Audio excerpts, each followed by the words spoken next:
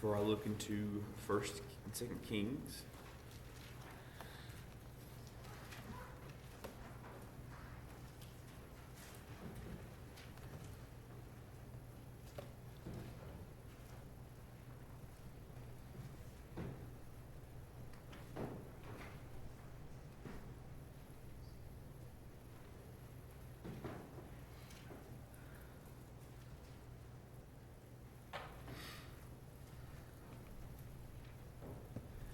Genesis chapter 50.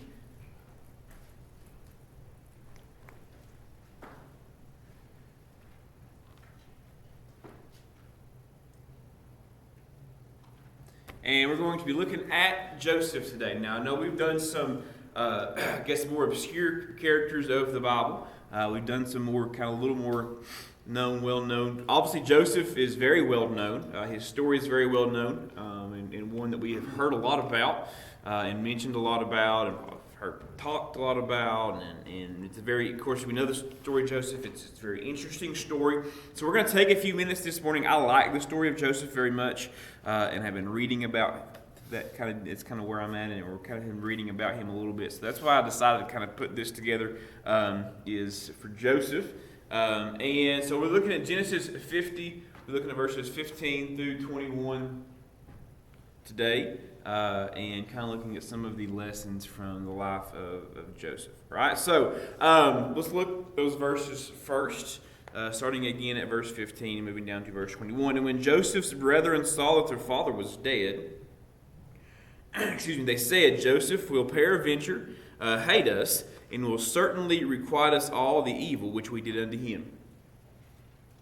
And they sent a messenger unto Joseph, saying, Thy father did command before he died, saying, So shall ye say unto Joseph, Forgive, I pray thee, the trespass of thy brethren in their sins, for they did unto thee evil, and now we pray thee, forgive the trespass of the servants of the God of thy father. And Joseph wept when they spake unto him. And his brethren also went and fell down before his face, and they said, Behold, we be thy servants. And Joseph said unto them, Fear not, for I am in the place of God. For am I in the place of God? But as for you, ye thought evil against me. But God meant it unto good, to bring to pass, as it is this day, to save much people alive. Now therefore fear ye not, I will nourish you and your little ones. And he comforted them and spake kindly unto them. Now, Joseph here, a true love story, I guess, that kind of that went wrong. A little background here, of course, we know before we kind of get into this. Isaac was, of course, going to bless Esau, his firstborn, but Jacob, of course, stole that blessing from Esau.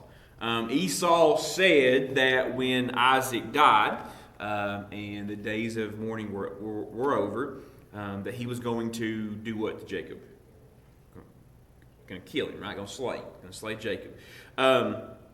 Rebekah overheard that, and then told Isaac. So Isaac then sent Jacob to Padanaram unto Laban, who was the son of Bethuel, which would be the brother of Rebekah, and so to find Jacob, or it seemed there, the brother of Rebekah, Jacob and Esau's mother, of course, to find a wife. Jacob then fell in love with Rachel, served for a period of time for her, but instead of getting Rachel, he got Leah. Right? He then later married Rachel, and then the baby derby, I guess what you could call it, began to give Jacob sons. Rachel could not conceive, so she gave her handmaid Bilhah to be his wife, and Leah gave her handmaid Zilpah. Eventually, through this, Rachel, the favorite wife, bore Jacob 2 sons, Joseph and Benjamin. These 2 children of his old age completed the 12 tribes of Israel. And Jacob, of course, we know, favored Joseph and Benjamin over the other 10, which caused a lot of problems and a lot of jealousy. Okay. Jacob, later on, kind of at some point here, sent Joseph to check on his brethren And when they saw him coming down the road or coming towards them, they, of course, we know the story, plotted against him. They saw the Ishmaelites coming, and they sold Joseph to them. And then they went to Egypt and then sold Joseph to Potiphar, who Potiphar, of course, was an officer of Pharaoh and the captain of the guard. And this is kind of where we can kind of pick the story up here of Joseph. Okay, that's kind of where we're at, all right? So we know the background, of course. I know you guys know this. I was just going to give you a quick rundown of it. We're going to pick the story up here where he's been sold to Potiphar, and that's kind of where he's at. Now, Joseph is probably, I guess a pretty good way to say it, the most clearest picture of Christ found in the Old Testament. You could probably talk quite a bit of time if you wanted to. We could spend several weeks studying the life of Joseph. But we kind of see a very, very clear picture of Christ there. And as we do these people of the Bible that I kind of like to do, some a little more obscure, some a little more famous. I like Joseph. He's one of my favorite stories, so that's kind of why we went there. So with Joseph, a couple of things. If there was ever a man or ever a human who had reason to be very bitter with the things that had happened in his life, Joseph had very much a reason to be that way. If there was ever a man had very human reasons of kind of giving up, throwing in the towel, and then kind of quitting on things, definitely would have been Joseph with some of the things that he went through. If a man ever had a human reason to be really upset and vengeful and spiteful towards his brothers, definitely Joseph. But yet, throughout Joseph's entire life, we see him in a whole bunch of situations, and we always see him maintaining his integrity. In the midst of all the injustices, all the terrible things that happened to him, all the very difficult situations that he was in, he always maintained his walk with God, all right, through all of it. Integrity is an important part of the basics of Christianity. We live in a world that has turned its back on God, and integrity has become, for the most part, a thing of the past. A famous saying we've probably have all heard is do right, right? Do right even when the stars fall. Make sure that you're doing right, and that's what integrity is. Joseph walked with God in integrity when he was sold into bondage, even way back at age 17. Go over to Genesis chapter 37. And let's look at verse 18.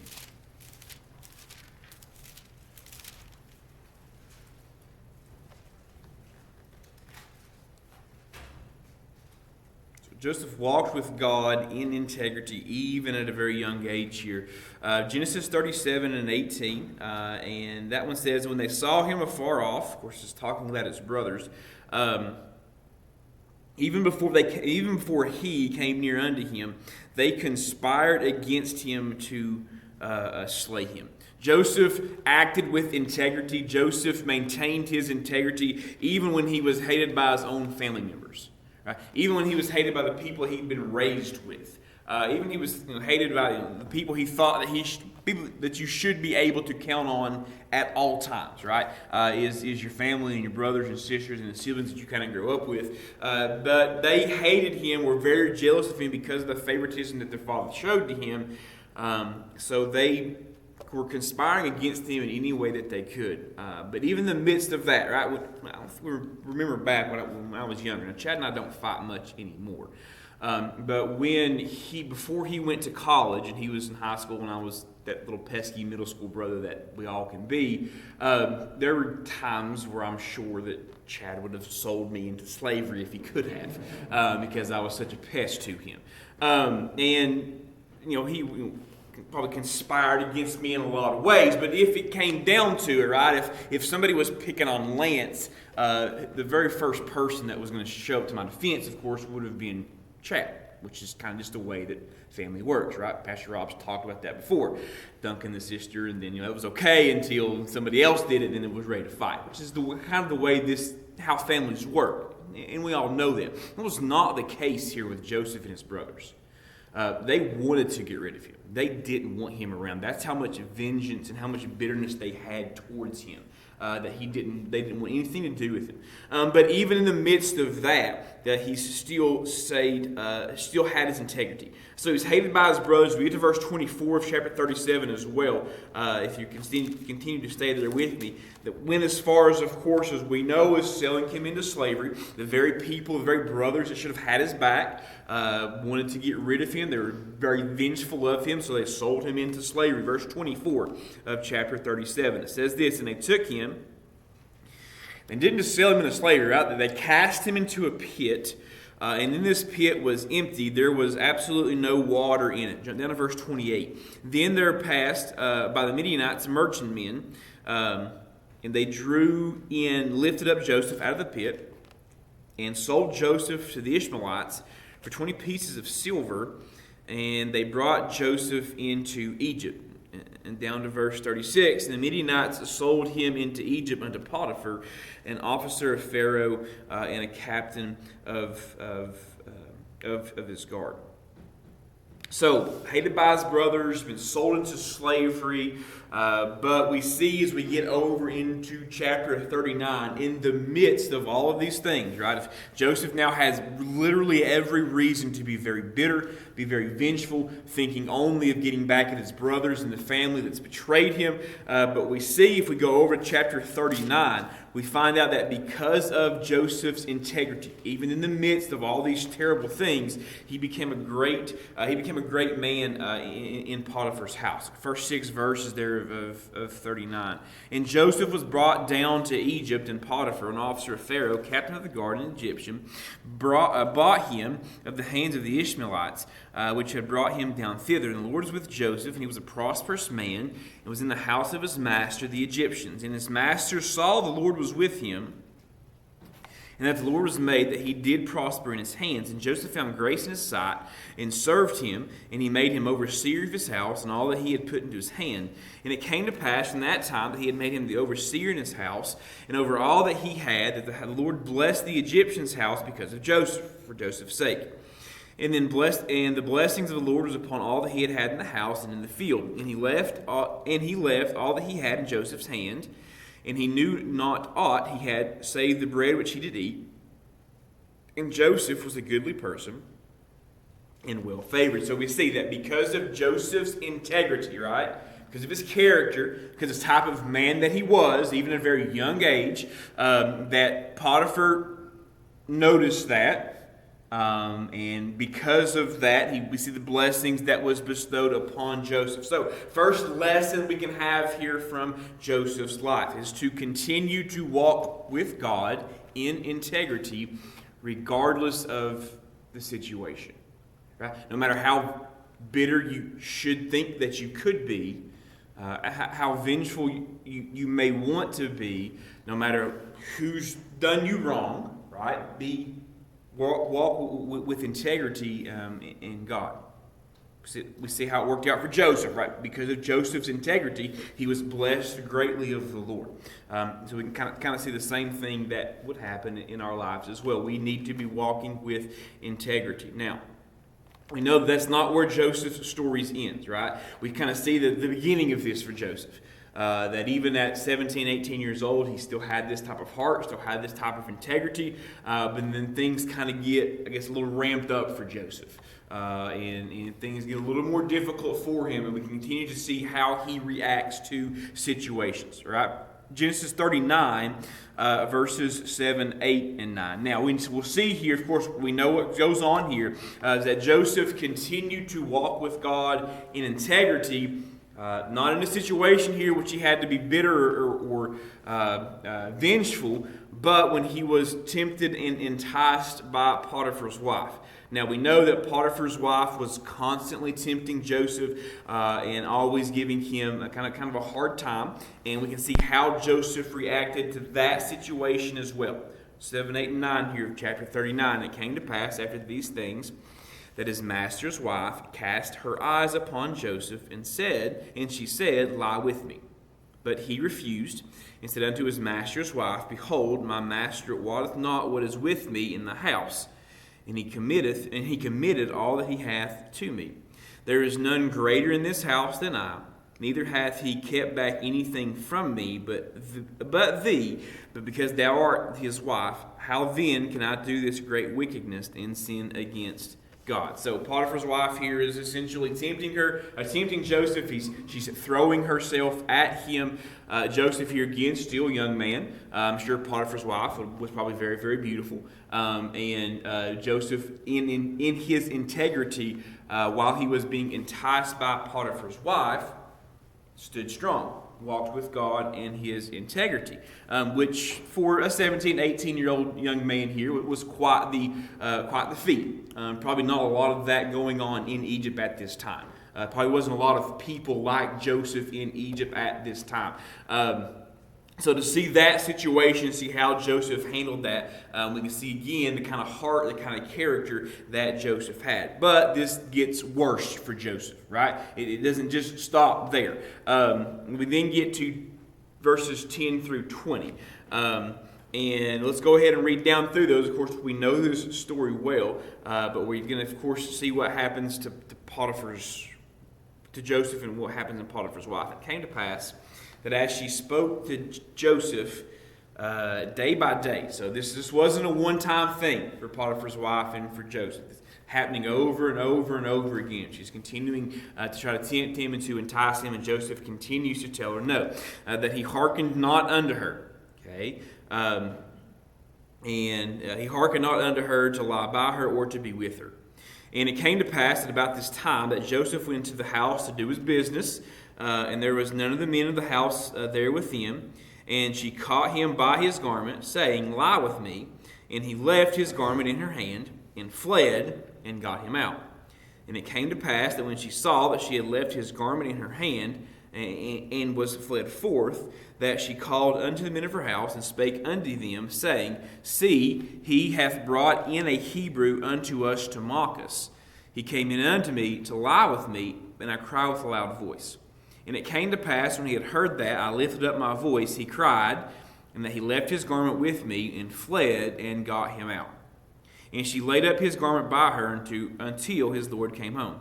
And she spake unto him according to these words, saying, The Hebrew servant, which thou hast brought unto us, came in unto me to mock me. And it came to pass, as I lifted up my voice and cried, that he left his garment with me, and fled out.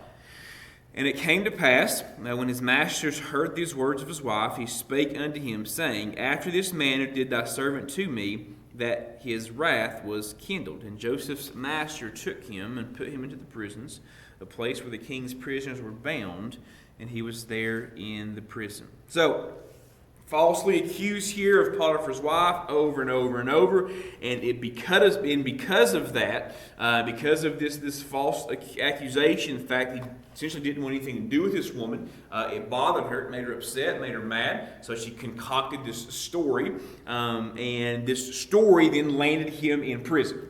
So we've seen Joseph sold into slavery by his family, but because of Joseph's walk, because of Joseph's character, we see that he becomes kind of great in prison as well. Verse 21 of chapter 39.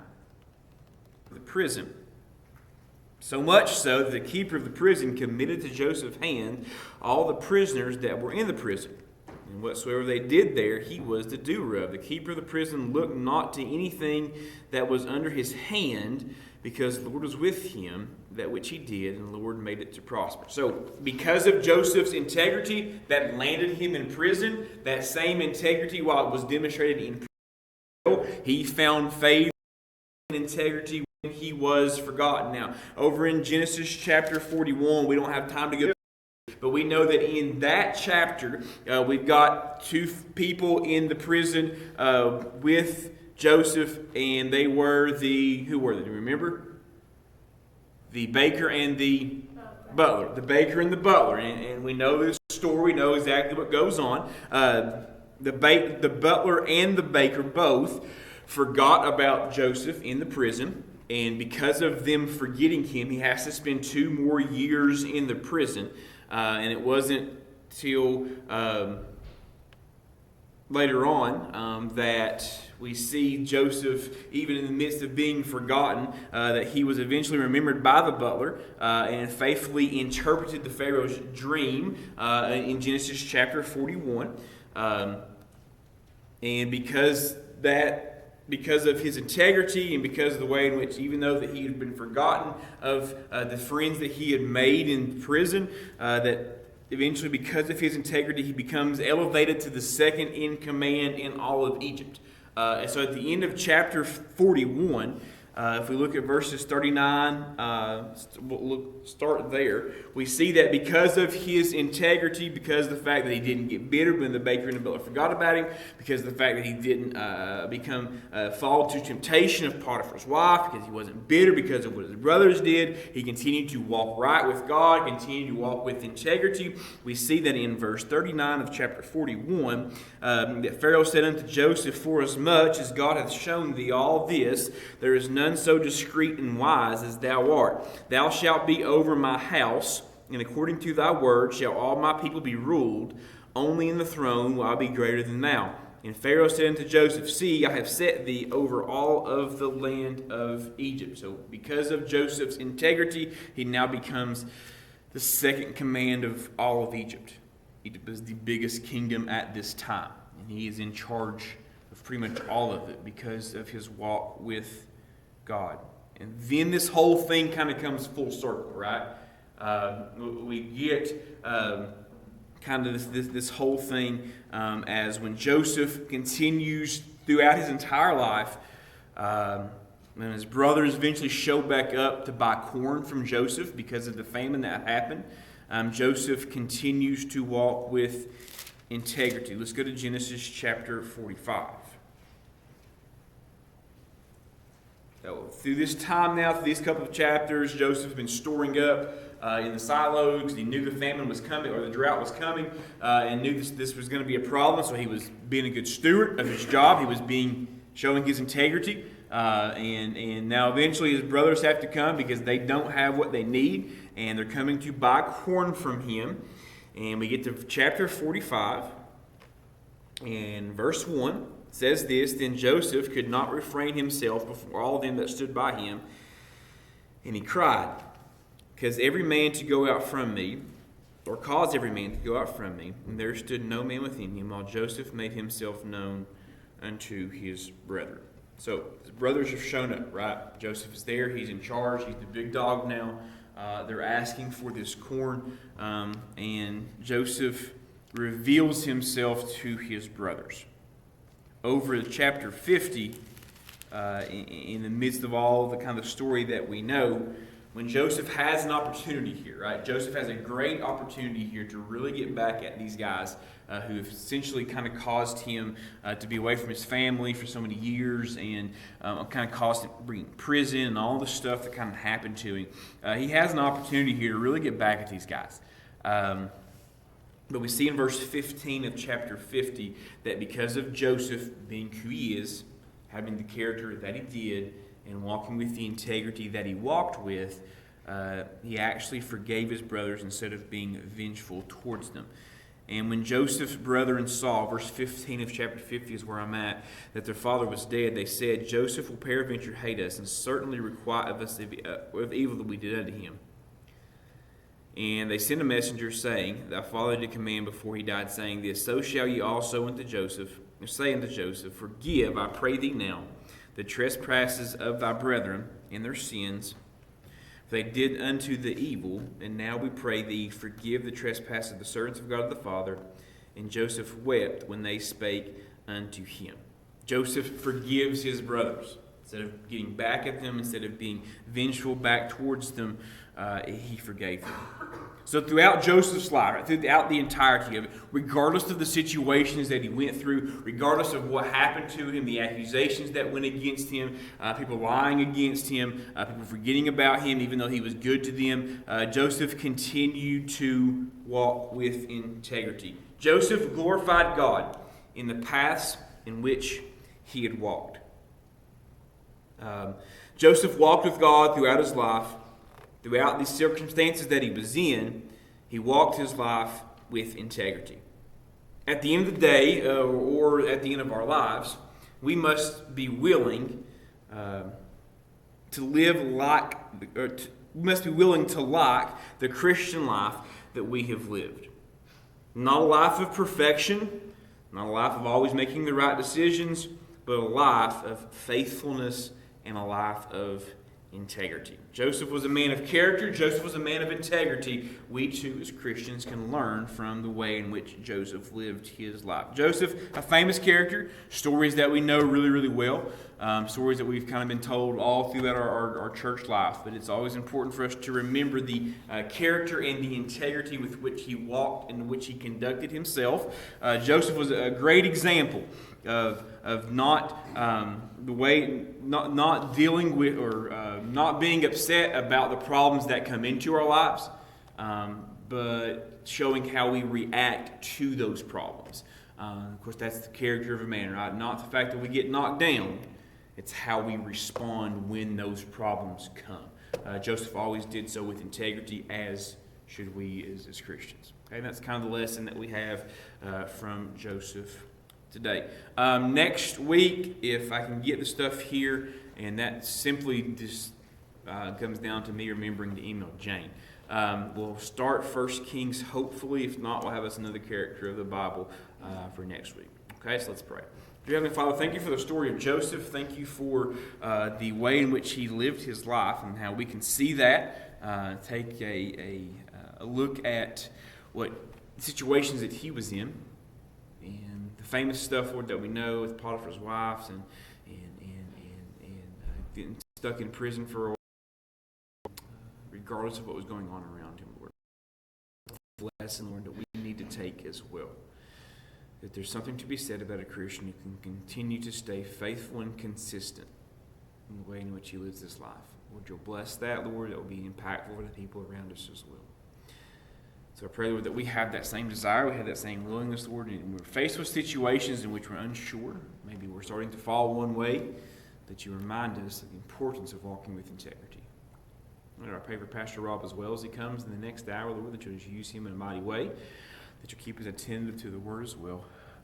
In your name I pray. Amen.